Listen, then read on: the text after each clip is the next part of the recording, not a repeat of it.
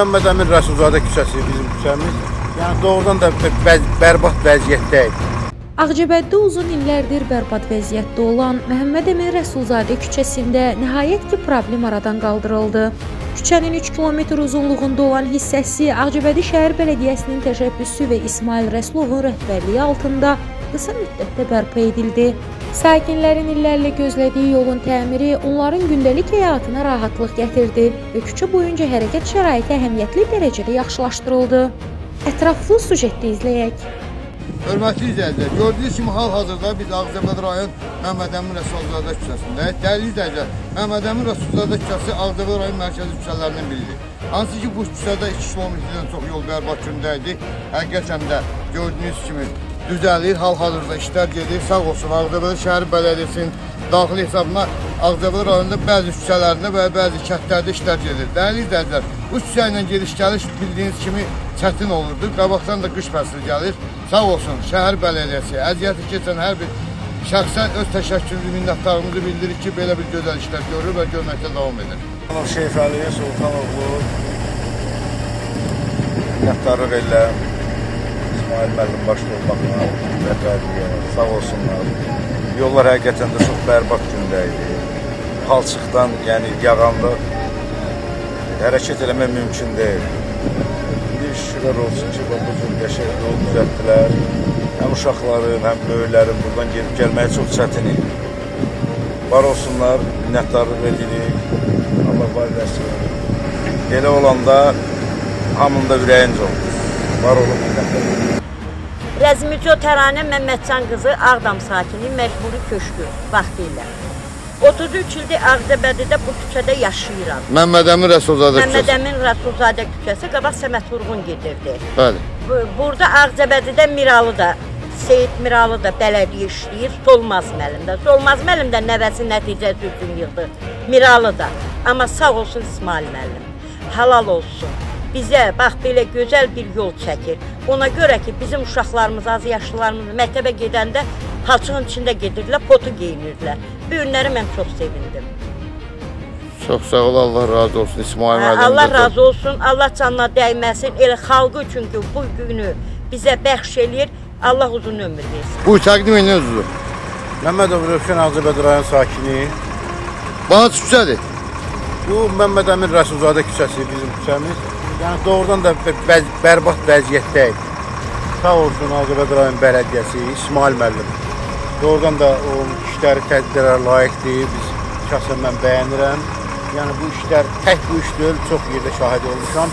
Çox gözəl, çox əladır. Bizim üçün belə ürək açan oldu. Buradan minnətdarımızı bildiririk. Allah sizə dəyməsin. Sağ olun. Yaxşı olar inşallah. Gördüyünüz kimi həqiqətən də bərbad vəziyyətdə idi. Uşaqlar məktəbə gedib gələndə əziyyət çəkirdi. Sağ olsun.